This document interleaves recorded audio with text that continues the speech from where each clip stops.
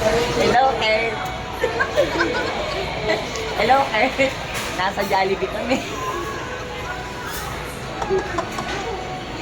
Niloloko ka ng nanay mo. Ako pa ba?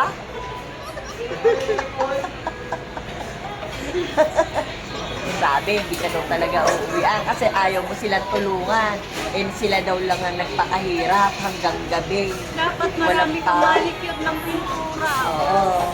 Eh, kasi ikaw daw, naglaboy ka lang. Paano pa gagawin mo dyan? Huwag kang maniwala sa tatay mo. O, tinan mo. O, tuwa sa'yo.